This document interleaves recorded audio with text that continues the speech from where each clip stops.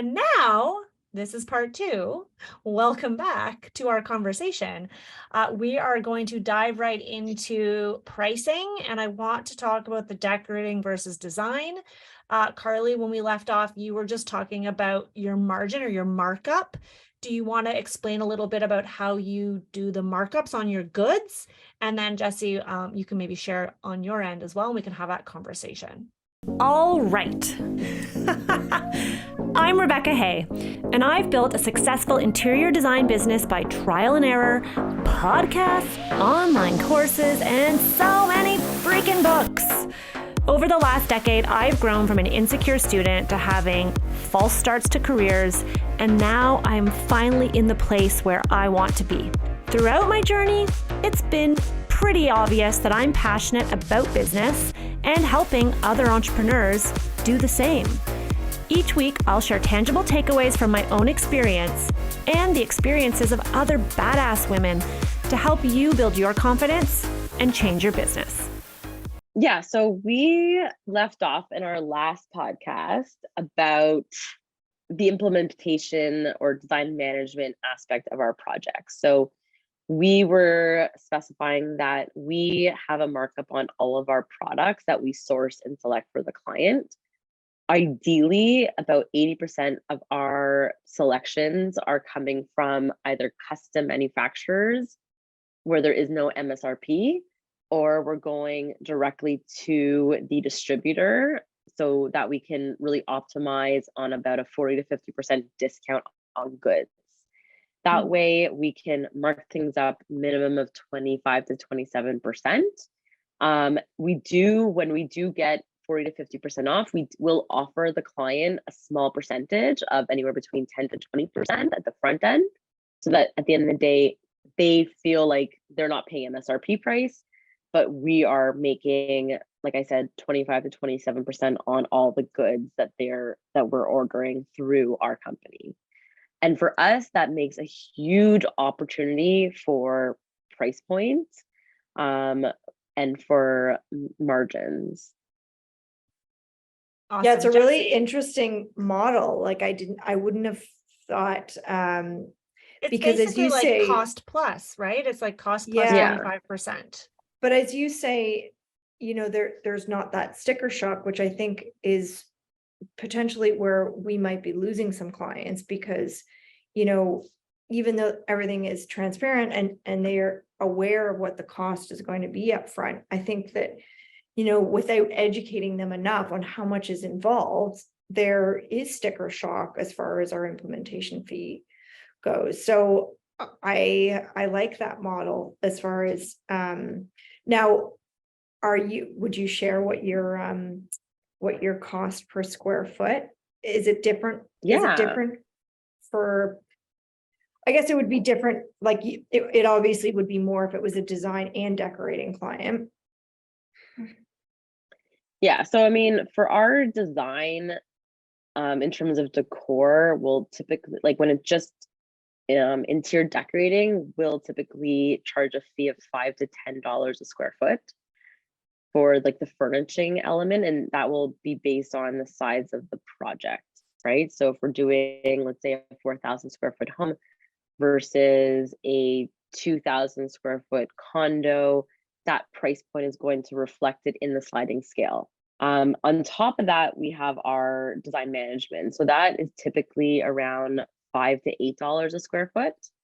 And that is what we put on for our design management for the actual execution, whether it's design or decorating or either or, like that is a pretty fixed fee.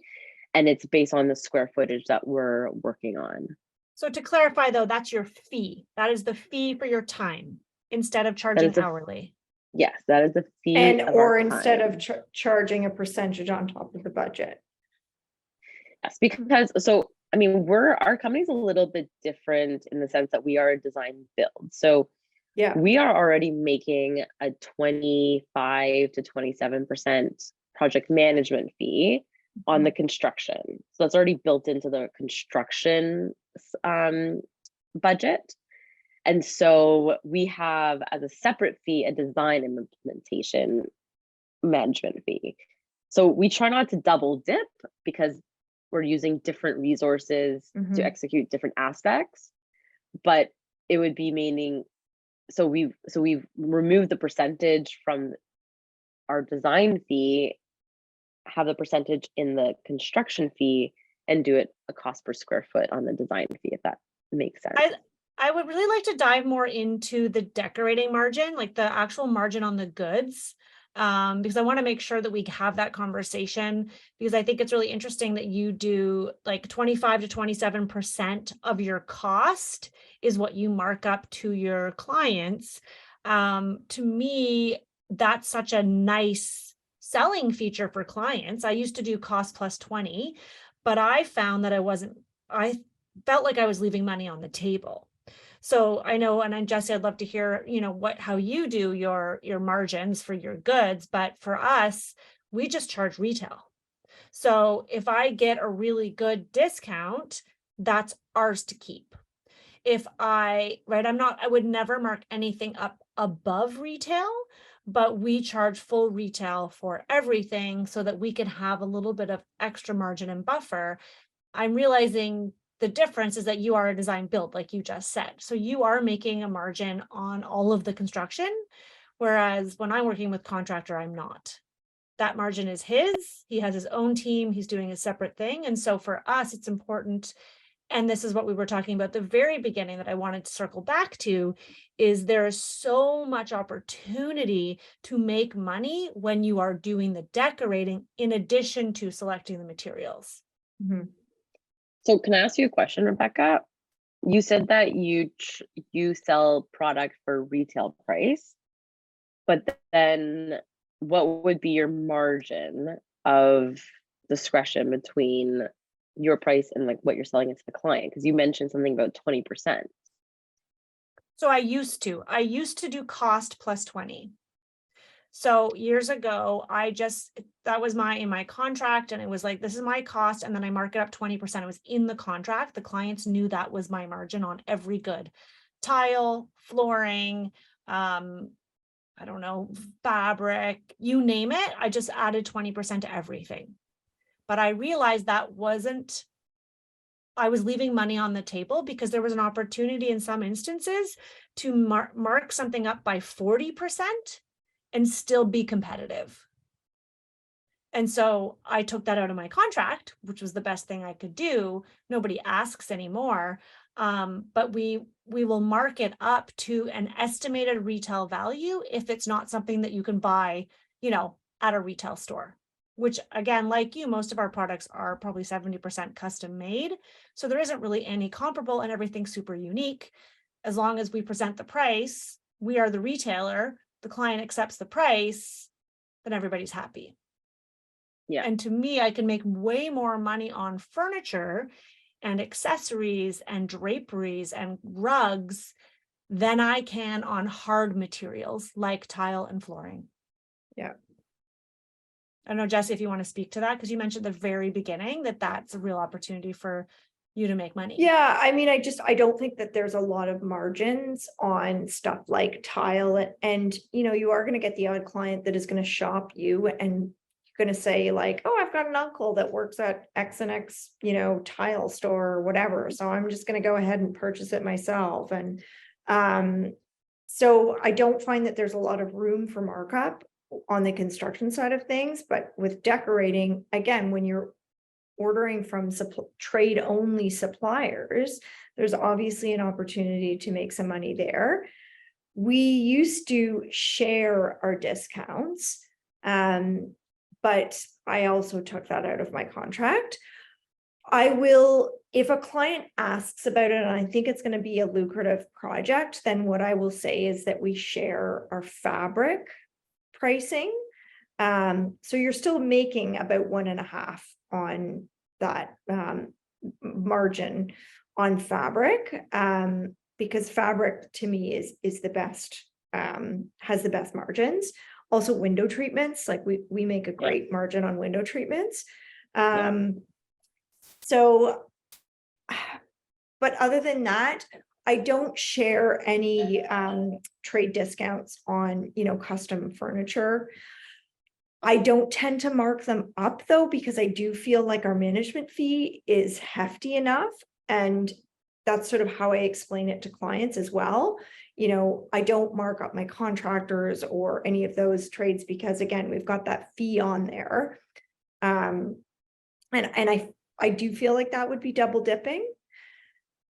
See, I disagree. I think it's two different things. And I think if you want to run a profitable business, you need to have multiple revenue streams. And it's not just going to be for your fee, because how much shit can go wrong in a project that then you end up Yeah. having to pay for? I would be marking up everything. So you would be marking up your trades on top of what? So if your contractor was $100,000 to do the kitchen, for example, then you would mark his number up. No, because I don't collect money from my clients to pay my contractor. They pay him directly. No. But if That's I were fair. to Same, hire- we're the same, but I'm Yeah. saying, would you expect a kickback then from your contractor? Not always, it depends on the contractor. I feel like that's Yeah. another conversation to be had, but Yeah, if I am to hire an independent trade to, let's say, install my drapery or hang my art, then yes, I mark that up because I Oh, have to okay, assume sorry. that liability. That's a miscommunication. I absolutely mark all those trades up. It's different for Okay. every, so I'm talking about a contractor. But our drapery, workroom, even our painter, because we typically do pay for the painter, wallpaper installer. Yeah, we mark all those things up. And I We think mark our, clients expect that. Like I don't think clients expect they're going to get everything at cost the way they would if they were to do it themselves. They're paying you for your time and your service, but there's always an expectation. Like when I go to any professional and they're selling me, let's say, oh, I don't know, say you've hired a marketing agency and they want you to buy the pamphlets from their company. I'm assuming that they're getting some kind of a markup on those pamphlets they're selling me too. And I'm okay with Mhm. that because they're managing all those details and I don't have to. Yeah. Yeah. Harley, how do you feel about the markups of decorating versus construction? Because I know early on, we first had you guys on our very first panel, you were talking about how you didn't really love the decorating, and you really preferred doing the hard materials. Have you noticed a difference now that you are doing? It sounds like you're doing more decorating. Yeah, I mean, we've been kind of on a bit of a run doing a lot of decorating projects in the past year. So now we're in a bit of a rhythm. So now, we understand market costs a lot better because, when you're doing project after project after project, it's second nature to you and understanding, what those elements are and getting much more comfortable with getting costs on fabrication. I'm finding that also, during COVID, it was just so slow to get information back. So it was really hard to also go down that route and timelines were just stupid. And now also, like, to be quite honest, like our design coordinator, we've trained her over the past 2.5 years, and now she's much more comfortable as well, like really doing the back end of things. So, because you really need someone who's in the weeds and who understands what can go wrong and what opportunities there may be, and also what is like what you can sell it for, and also what is what are some of the hoops that you have to jump through in order to execute something, and all the different pieces that'll have to align to make it happen and work, and also make sure that price point is reflective of that.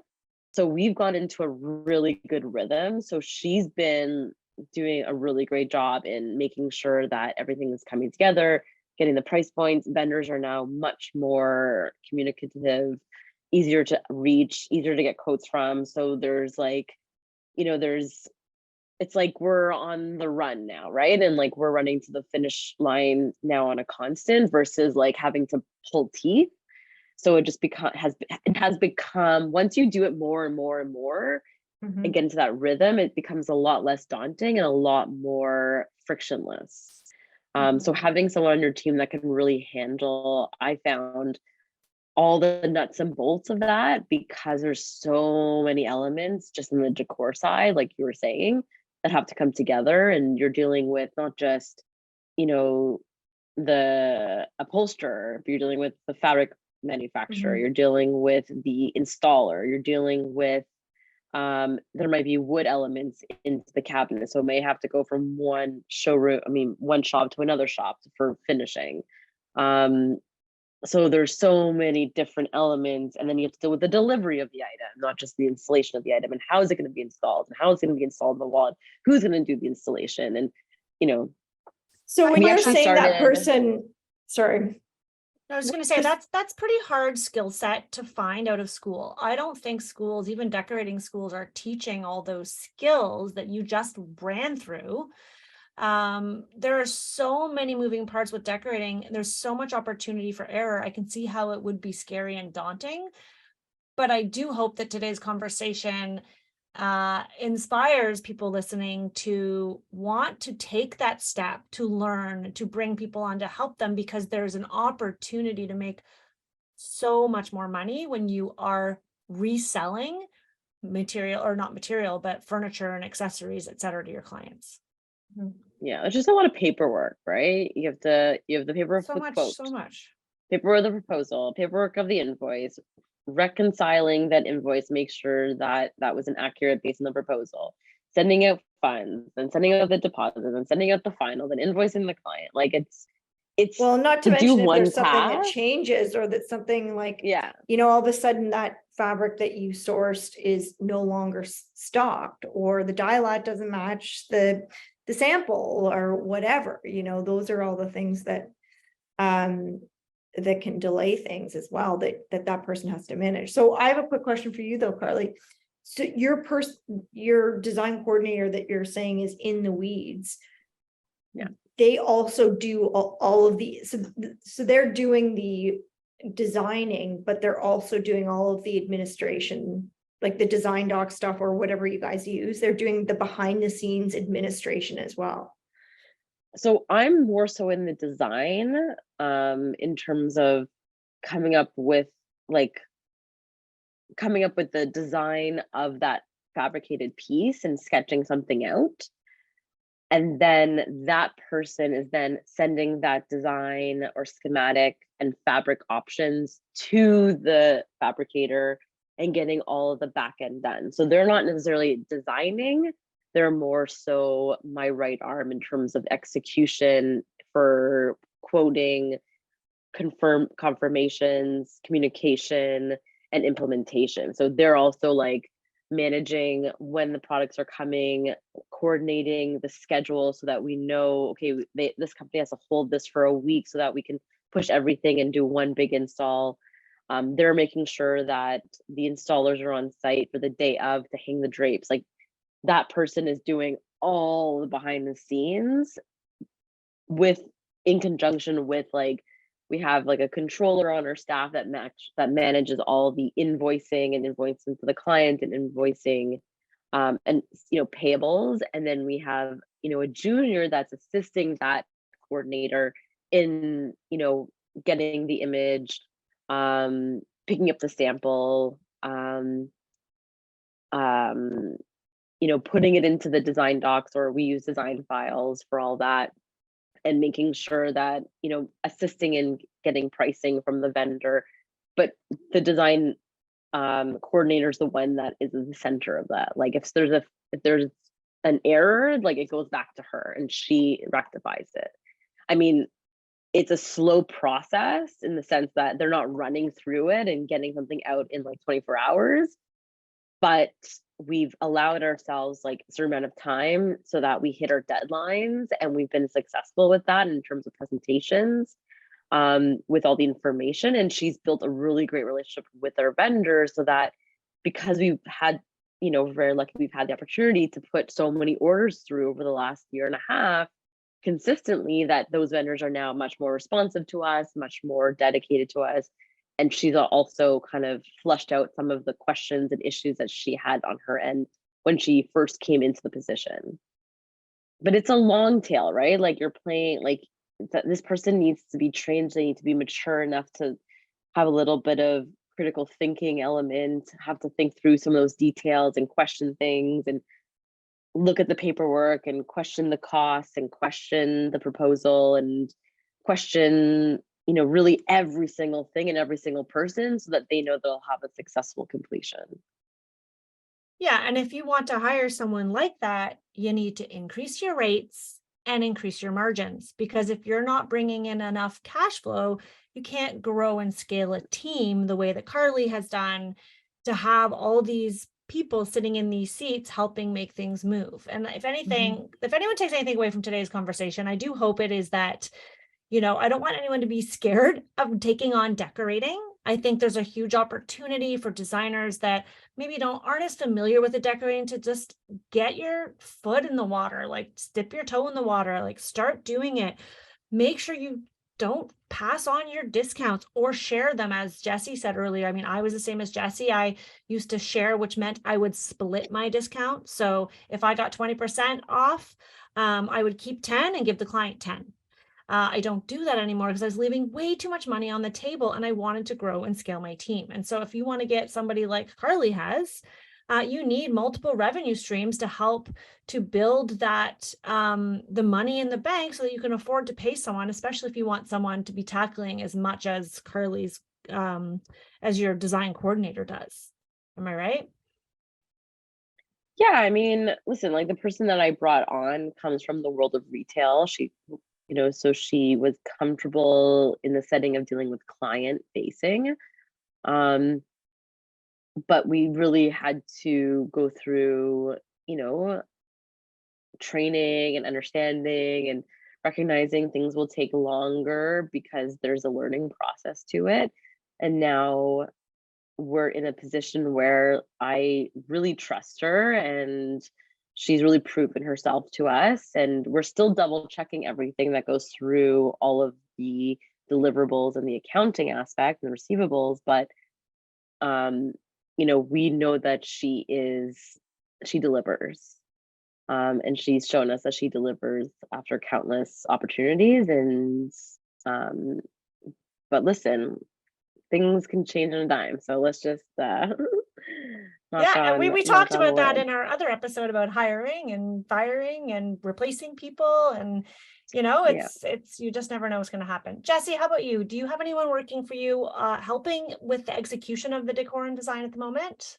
Yeah, so we have a project coordinator that essentially does what Carly was saying her design coordinator does. All the procurement, ordering.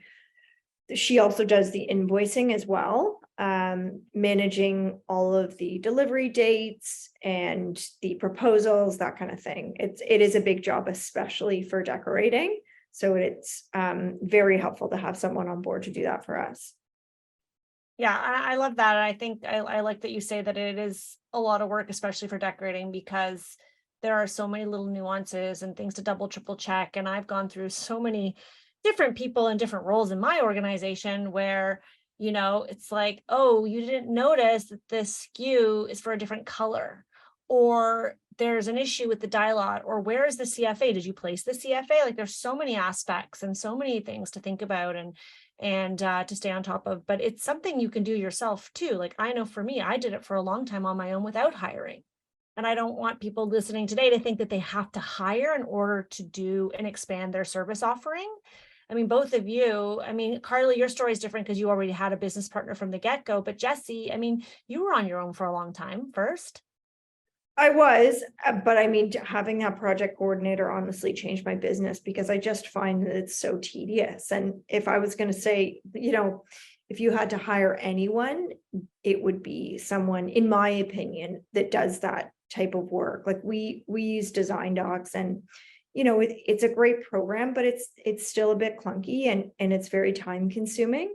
I'm assuming most people know what it is, but it's a cloud-based accounting software specifically designed for designers. So it encompasses, invoicing and proposals and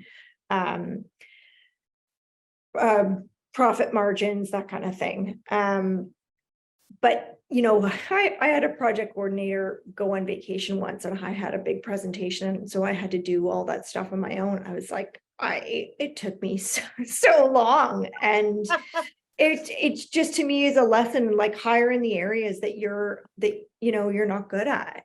Oh yeah, okay, Yeah. that's a whole other topic for another Yeah. podcast episode. We don't have the time to dive into that, but I would love to circle back and have that conversation if you guys are open to having that. Just everyone's always asking me, who should be my first hire? What's the structure? And there is no one way to do it, but I think hearing other people's experiences is so informative and so helpful to help individual designers who are earlier in their career, because a lot of designers listening are early in their career. They're like 1 to 2 years in, they're thinking about hiring, they're probably working from home still, and they want to take that next step. And so let's dive into that one soon, because I think it'll be a really beneficial episode. All right, at the end of every episode, I always ask for people to share a last nugget of wisdom. It could be something that we already talked about that you feel like you just want to emphasize, or something we haven't talked about. So what would you leave with our audience today as a nugget of wisdom that they can take home with them? Jessie, how about you first?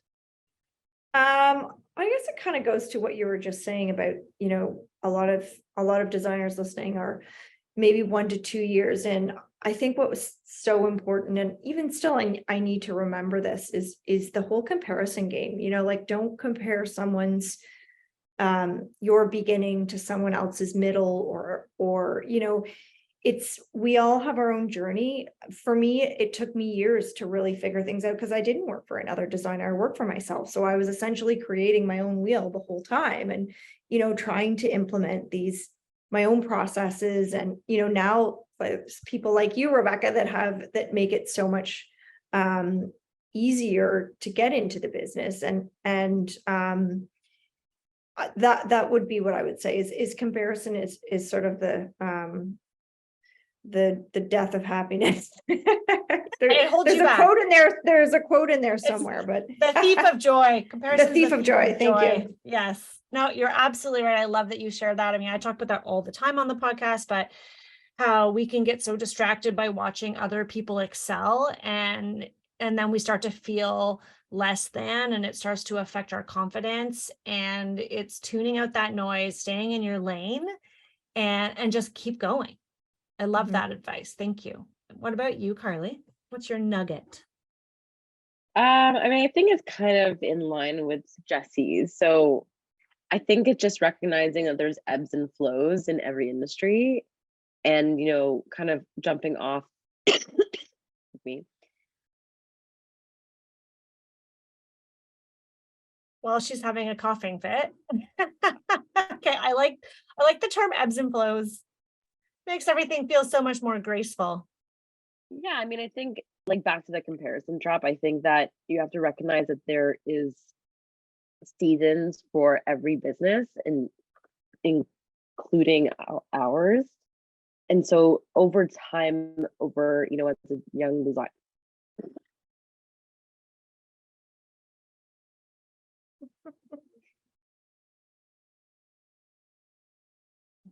Poor Carly is having a little bit of I mean, you did so well, lady. You made it all the way to the end of the episode without coughing.